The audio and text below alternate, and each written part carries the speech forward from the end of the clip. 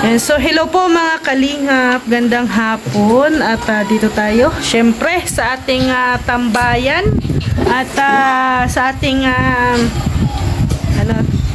sa ating headquarters sa mansyon ni Baby Alimyon. At syempre kakausapin po natin si Kuya Brooks, no? Hindi pa natin narinig ang side ni Kuya Brooks doon po sa tungkol po doon sa inamin ni Kalingap Dan tungkol sa kanyang crush. Ay grabe. So imamarites natin si Kuya Brooks, baka may alam talaga ito at hindi lang sinabi sa atin. At syempre tayo ay nabigla din sa sinabi ni Kalingap Dan kung sino ang kanyang crush. So kausapin natin si Kuya Brooks at syempre hingiin natin ang kanyang opinion, no, sa mga nangyayari ngayon. Ayan na, Kuya Brooks. Anong ginagawa mo? Kakausapin natin si Kuya Brooks. Kausapin kita, Kuya Brooks. Ayan. Sabi mga bata, oh. Kaya nga, si Ali na nalibang na doon sa kanyang bagong sasakyan. Yan, tambayan po talaga ng mga bata dito. Lakad lang ganyan, no? Oo. Tambayan po talaga ang bahay na to. Oh, nagpa-practice na magpidalo. Ayun si Ali, oh. Nagpa-practice na, oh. Inaano niya ito kanya. Oh, pinapractice niya na. Si Charlene ang ano niya ngayon. Yung paa, baka maipit ang paa. Charlene, taga-tulak. sinabi pa niya, baka mababa sa simento. Binababa niya, ginagawang preno. Gas-gas yan. Ginagawang preno. Yung paa niya, ginagawang preno, wala pa naman siya. Gusto na siyang makikipaghalubilo doon, oh. Kaya iyak ng iyak. Oh, parking na. Parking na. Ayan. Sige, oh. Nandito si Kuya Brooks. At syempre, unang-una, Kuya Brooks, no, gandang hapon. Oo, magandang hapon. At hindi na tayo magpapaligoy-ligoy pa, Kuya Brooks. Oy, ano ba yan? Ano ba yung itatanong mo sa akin? Magmamarites lang ako. Yung Kuya Brooks, nakita mo naman yung inamin ni Kalingap Dan nung episode 7, no? Inamin niya na talaga kung sino ang crush niya. So may alam ka ba doon, Kuya Brooks? Siyempre, maraming nakakalam niya, no? So, maraming natuwa. Maraming nakangiti at kinilig. Talaga namang kung ano yung totoo sa nakikita at nararamdaman niya, sinasabi niya. Kaya maganda ang kanilang pagiging love team nila sa Kalingap Sherry sa bahay direct.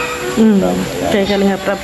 Pero ganun pa man, Kuya Brooks, marami pa ring syempre ayaw maniwala kay Kalingap Dan. Sabi, daming may mga nagko-comment na lang daw scripted, pero ikaw bilang isang tatay, kasi syempre ikaw ang nakakilala kay Kalingap Dan. Yung mga sinasabi ba ni Kalingap Dan ay ba yun? Script ba yun? Or totoo talaga? Kasi every magpunta si Kalingap Dan dito, nag-open siya sa'yo, dito sa atin, di ba, ng mga nararamdaman niya din, na hindi alam ng mga viewers. Sa tinatanong ko din siya. Totoo yun. Totoo yung sinabi niya na crush talaga niya. Kasi makikita mo naman doon sa mga eksena nila, diba? Na yung hindi picky at talagang genuine. Kita mo din sa kay Diwata na yun din ang kanyang kung ano yung, kasi una-una pag gusto mo ang isang tao doon sa ginagawa yung line na slip na dito sa social media, hindi mapipigilan kung ano yung totoo na naramdaman. Ang pag sinabing crush mo isang babae o isang lalaki, normal yan sa tao. Hindi ibig sabihin ligawan na. So hindi, siyempre tas paghanga, nadidevelop na siguro yun habang tumatagal. Depende dun sa nagka-crush dun sa babae baga. Diba? So abangan natin yun. Yung, kung ano ang kasunod doon sa sinasabi ni Superman na crush niya si Diwata. Syempre, sabi niya nga, crush ay paghanga lamang yan. Ano? Paghanga. Oh, paghanga. Lahat na yun. Paghanga yun. So, at saka ano naman, hindi naman kasi na, hindi mahirap, no? Nga hangaan si Diwata. Kasi, nung una pa lang na pagpunta ni Joy dito, nakitaan din natin ng ano talaga si Joy, no? Na mabait, tahimik, disiplinado, no? Nandiyan na sa kanya lahat, palangiti, no? So, parang ano baga, tingin mo pala sa aura niya ay ang babaeng ito parang walang problema. Yung pala, different side, meron pala siyang sakit na hindi natin alam, no? Oo. So, kaya nga, maganda naman yung ganong ugali sa tao. Na kahit meron naramdaman sa o karamdaman, pero nakangiti pa rin. Oo. Ngayon, lalo siyang ngingiti at araw-araw niya maisip o gabi niya maisip, uy, crush pala ako nung aking crush din. Kasi crush din yun ni Joy si Dan. Yun na yan. Oo. Na, no? So, nagiging comfortable sila doon sa eksena na naging masaya sila. Kaya nakikita naman natin doon. Sa eksena na habang nanonood tayo, nanonood sila.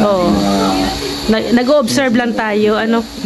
Nakangiti rin sila. Kasi, sa totoo lang, kaya, pag ikaw nakarinig ka sa isang lalaki na crush ka niya at gusto mo rin yung lalaki, ang sarap ng pakiramdam. Ay, oo. Nasahibin ka na. Oo, ang gaan-gaan nun.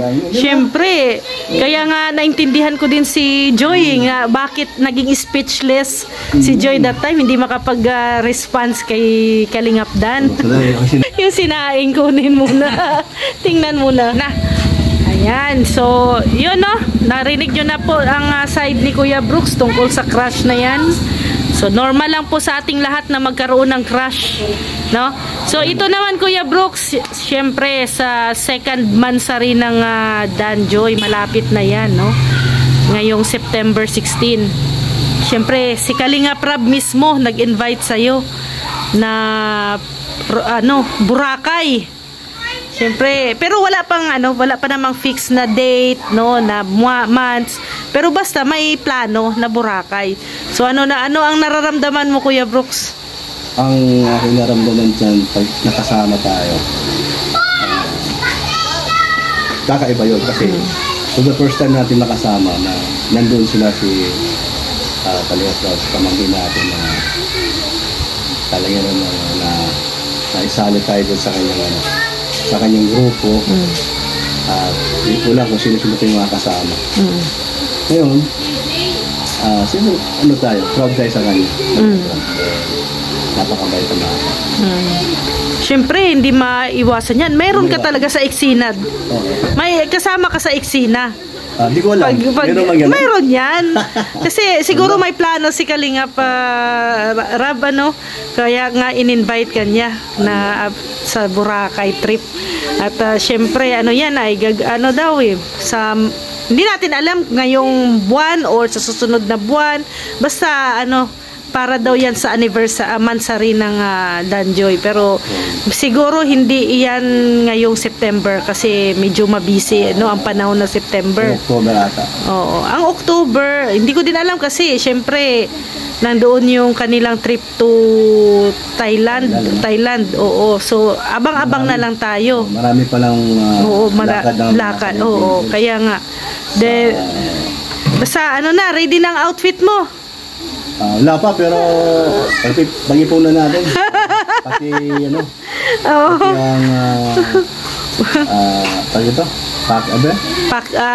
pocket money. Oo, kasi syempre, Boracay yan. Medyo expenses ang mga dyan. Bilihin. Basta ang dalhin mo lang para sa amin, buhangin ha, ng Boracay. At yan nga po, no? Ito, so, ayan. So, Kuya Brooks, September na ngayon. Next month, October. Malapit na ang birthday mo. Siyempre, dyan, ang special guest mo dyan, no? Si Ate Gemma at si Hana pupunta dito sa birthday mo. Actually, hindi na surprise kasi alam mo naman na talaga. So, ano ba ang Kuya Brooks, ang masasabi mo or paghahanda na gagawin? Ay, siyempre, welcome na welcome sa dito. At wala namang problema dahil si Gemma at si Nina ay nagkasundo na yung pamana. At siyempre natuwa ko na dinadalaw nila ako dito sa Dorsigo. At siyempre mag-60 na. Oo, So, 60. yun talaga, pala 60 pa lang isang tao, no? So, may mga celebration na special. At salamat din kay Kalingap Dan. Isa sa mga gusto rin niya na nandito ang mama niya. Kapatid niya. So first time nila dito na makapunta sa Dait? First time. Mga ilang ano kaya sila dito? Para sa tingin mo, ilang linggo o... Malalaman ko yung pagdating ni Hana kasi may trabaho siya. may trabaho si Hana. O sa kanyang vacation leave, no? Kumbaga.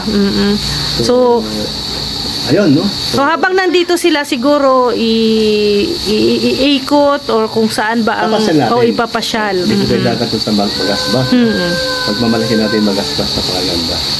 Siyempre, pagdating ng hapon doon tayo para makita niya yung mga View.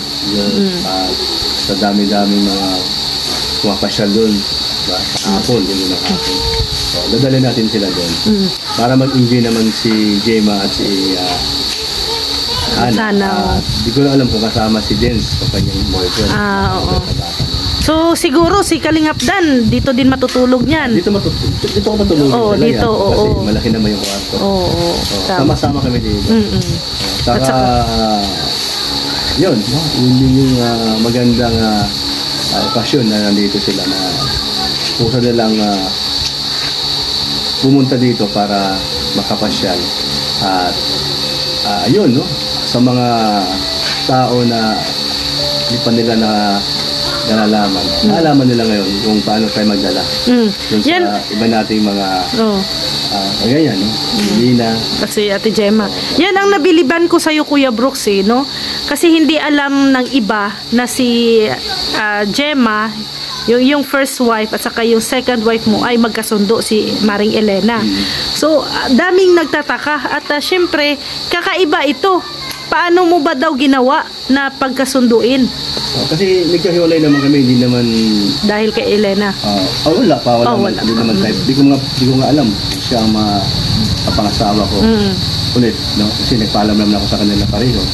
So, maganda naman yung paalam. Pero nasusunod niya. Oo. Medyo malakas ang... Sabi mo na, okay na yun. Siyempre, doon sa sitwasyon noon, hindi ko na din nakalain na magkahiwalay kami, no?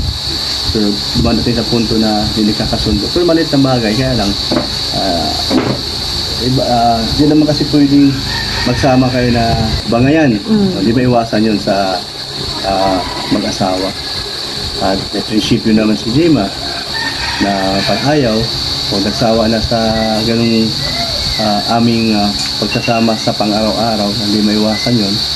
So, normal lang na sa tao kagaya mo, no? Di ba? Totoo naman yan kahit sa mo dalhin yung buhay mo pag may nakita, kahit sa sarili mo, pag lagi kinag-aaway, hindi na masaya. So, sinong sumuko? Ikaw o si Ate Gemma? Siya na yung Siya lang nagdesisyon. Na ayaw na sa ganito. akin na mag-isama. Okay. So, ako naman, at least kay Ate Gemma mismo nanggaling yung desisyon.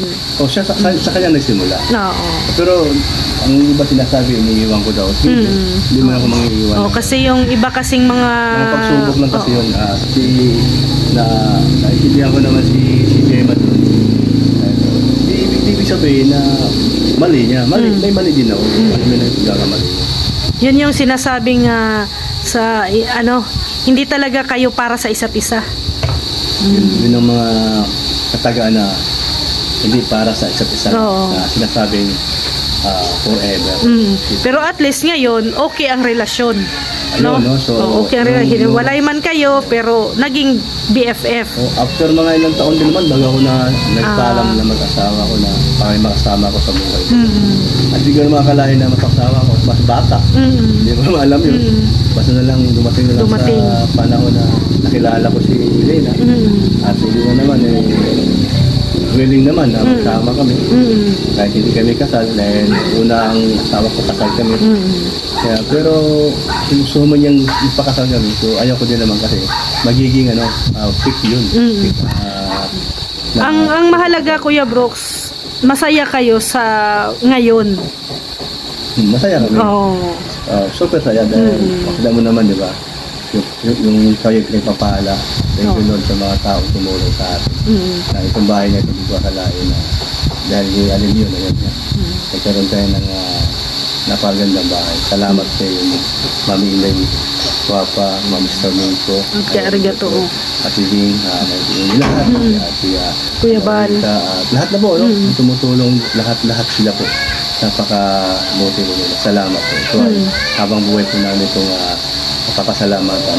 Katulad na po ako sa mundo ito, si Elena at si Alimyon ay lagi po magpapasalamat po.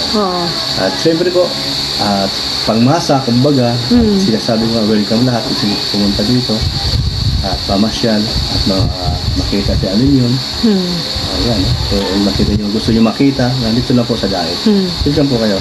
At saka, kahapon Kuya Brooks, pumunta si Dan dito, na-surprise ka din sa regalo ni Kalingap Dan kay Baby Alimyon. Siyempre, bilang isang ama, di ba? Pero ano yun, na-request ko sa kanya yun. Hindi ko akalain na ibibigay niya. Yun na yun. Akala ko iba. Ibang bagay na gamit para kay Alimyon. So, ayun, thank you kay Dan. Talagang malambing sa kapatid niya. Tanggap baga. Tanggap niya. Kita mo naman, di ba? Mahal na mahal din ni Dan. Yung aking pangalawang asawa, kapatid niya sa ama. Tanggap. Kasi siyempre ako naka-witness din ako kung paano si Dan makikipag-usap kay Maring Elena, paano niya si Alimyon alagaan. Yun ang sabi mo, paano mo nagawa. Okay. So, sasagutin ko na yung tanong mo. Una sa Taguig, no? So, sa Taguig, doon nagsimula yung bata pa sila. Sa 27 kami ni Elena, July, no? Kami ni Elena nakakilala after mga ilang buwan. Si Elena, ako din nagsabi sa kanya na kasi wala man sa mga magulang ko Maynila. Kung gusto mo, hindi ka naman kung paano. Sama ka na lang sa akin. So, kung magdalaw dito. Hindi kita lulukuhin. So, natiwala man siya. Pero, ang grabe din namin dinadaanan yan. Malupit din, siyempre. Bata siya, mas matanda ko. Pero hindi ako siloso. Mas maligtad ko nga siya pa ngayon siloso.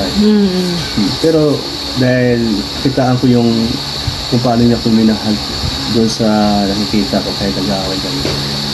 Tsaka matyaga siya nandun pa rin. Kasi ako naman pinakita ko yung isang tao na ang sitwasyon na sakit yung pupunta pag gano'n. Parang baka mamaya mapariwara. Siyempre, 22 anyos pa siya noon. Tapos may mga pinaalam niya sa problema sa una niyang asawa. So, naunawaan ko yung sitwasyon niya. Kaya, hindi ko siya binitawan. Okay. Ngayon, unti-unti ako, dahil kami ni Dan sa kani Hana, lagi ko man kinakausap yun. Hindi nawala yung communication mo sa ila Dan at saka kay Hana talaga. Tapos sabi ko, punta kayo sa Taguig, pasyal kayo, magpasama kayo kay Ayabit. Sino sa mga lalaki dyan na nagbubog sa inyo. Ayun, papasama sila. Sabi sa bahay, wala lang kunting hangdaan, kainan, tanghalian, gano'n. May pagbalik, may kunting kasi yung mga financial, mga bata pa kasi. Hindi sila lumalayo sa akin dahil nandun yung suporta. Siyempre, nandun na nakilala. Pero bago yun, pinapunta ko sa bahay, kaya sabi ko, okay naman sa'yo na makilala niyo si Tita Elena niyo. Kung kayo pupunta rito, wala naman silang wala namang problema or kasi siyempre, di ba sila nabigla dahil sinabi ko noon, nagpaalam ako magkasama ako ulit. Sabi nila, yung tatlo pa sila, kung saan daw ako masaya. Doon ka. Parang lumalabas na hinayaan ka na lang. Welcome ako doon sa kanila, yung gagawin. So, ayan Kuya Brooks, syempre si Dan ay single. No? Tapos, ikaw, dami mo nang naging experience. Syempre, in the family. Kung take naman sa marriage life, no? Syempre, na-experience mo rin. So, ngayon, kay Dan, syempre, si Dan ay nasa edad na pwede na nga mag-asawa. So, ano ang magiging advice mo kay Dan? Okay. pagka nasawa na siya, no? Hindi may iwasan ng away-away, silusan. Kailangan niya, kailangan niyang mahaba ang pasensya. Iwasan niya makasakit ng damdamin. Bukod sa damdamin, yung physical. Iwasan niya yun. Di naman yung ginagawa. May sinasabi mo na ako sa palitaan, andun, pinaiwasan. Pero iwasan niya, makasakit siya ng physical. Yun ang pinaka-ayaw sa babae na magkakatroma. Tama. Na huwag gagawin yung lidan. Yun lang ang advice ko sa kanya. Tapos, yung nangyari, bakit kami mama niya at itong si Lina nagka-close. Doon din ginawa ko na sabihin mo sa mga anak ko, sabihin mo sa mama mo kung gusto pumunta ng Taguig, bumisita. Welcome. Wala pa si Alim yun. So, pagka may okasyon, ayan, okay naman. So, unti-unti ko, hindi ko binibigla. Yun ang pagdala doon sa unang asawa ko at sa pangalawa. Pinagbati ko. Kasi wala naman sa magawa dahil si Elena, umabot na kami ng 10 taon. At may kita sa 10 taon, andun pa rin. So, si Jima, nakiramdam na talagang hindi na kami magkagawahay. Ni Elena, doon sa aming pagsasama. Kahit hindi kami kasal. So, pero di ko rin akalain na magkaanak naman kami ni Elena. So, ngayon, nung nandiyan na si Alim yun, lalo na palapit ang mga bata, mga sila Dan at si Sana. Si Jima, sabi niya, anak na nga ang tawag niya. Anak na nga, So, ngayon, makikita nila pag nandito si Jima, kung paano mas lalo pang maging close sa mga gaganap dito. So, kasi iba na to magandang malayo, dinadayo tayo. Kaya para lang bumisita, no? Siyempre, si Jema naman, okay naman kami. Kaya magandang bandingan to sa aming dalawang pamilya. Pero isa lang yung kinakasama ko, si Elena. Baka sa isipin na, di ba? Si Elena, yun na yun. Parang past at saka present. Ang past si Ate Jema, ang present si Maring Elena. Tapos si Jema, siyempre, kahit wala na kami, makita ko pa rin yung respeto, love bilang magkaibigan. So, yun ang gusto kong mangyari. Magandang magandang plano talaga yan, Kuya Brooks, At parang talaga, pinaplano mo talaga lahat, At yan na, maganda naman ang naging resulta. Yan. Ngayon, sa mga baser ko na alam nila na ako barumbado, salbahe, chick boy, babaero, Hindi nyo makikita kung paano ko hinandle yung magandang samahan namin, samahan ni Jema at ni Elena at mga anak ko. So, kung doon ka nakikita nila, ano pa kaya itong mga nasa labas, mga kaibigan natin, sa mga kumahanga sa atin sa social media. So, yun na yun. Kung ano yung pinakita ko doon sa aking unang pamilya at pangalawang pamilya, si Elena. So, paano sila nagiging mabuting pagkaibigan. At mga anak ko. So, doon lang naman, example lang sa kanila sa inyo yun. Diba? Pero hindi naman tayo perfectong tao. May pagkakamali din naman tayo. So, ito yung mga taong nasaktan natin. Sorry. Hindi na mauulit. Kung mayroon man tayo na nasagasaang hindi na tanggap ang ating mga sinasabi. Diba? Nagsasabi sa kanila na nasasaktan sila. Sorry, hindi naman natin ulitin yun. Nag-sorry ka na yun. So maraming salamat po talaga at syempre sa suporta, tiwala kay Kuya Brooks. Ayan, salamat talaga. So lagi nyo pong suportahan ang Team Brooks, lalong-lalo na kay Kuya Brooks. Yeah, salamat sa inyo lahat. Patuloy lang tayong suportahan dahil ang ating namang talagang layunin dito sa dait ko ay ibigay natin ng pinaka-dabis sa ating mga kababayan. Di ba maiwasan po na may mga tumutulong sa ating kababayan na ginagamit ko tayo o ang Team Brooks sa makasama ko na mayroong nagpapaabot ng tulong para sa ating kababayan. So, salamat po yan. So, ganito sabihin sa mga iba dyan na umaasal ako sa sponsor. Hindi po, kung mayroon man, thank you. Kung wala, thank you po. Kasi meron naman po kami kahit paano may kinikita po naman. At doon tayo bibili ng mga pang ayuda. So, wag na po tayo yung baga magsalita na umaasa lang po kami. Hindi po maiwasan po yan dahil hindi man po kami nangihingi. Sila po kusang nagbigay. At saka yung sponsor po, yung mga nagbibigay, sila yung nag-message sa atin na una, no? Hindi naman na tayo. At napupusuan nila yon yung ating mga ini-scout. Tama, So, tama. ibig sabihin po, sa nila po, nagsisimula kung paano nila ipaabot ang kanilang tulong. At kung sino mapupusuan nila sa mga vlogger ng Kalingap. Ayan. So, kung meron po sa Team Brooks, salamat po.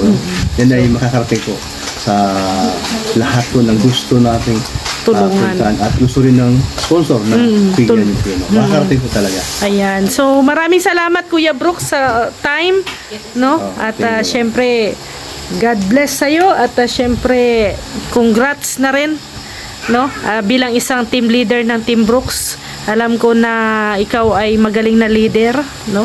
At kaya nga ikaw ang inassign ni Kuya Bal na magiging leader ng Team Brooks, no? So, continue lang at hayaan ang mga basher, wag pansinin at tuloy lang tayo sa ating mga misyon sa buhay. Sabi mo, ang mga basher ay welcome din dito. Hindi naman tayo magtatanim ng sama ng loob. Ayan. So, God bless po mga Kalingap. Maraming salamat po mga Kadanjoy, mga Kalingap. See you tomorrow. God bless everyone. Thank you.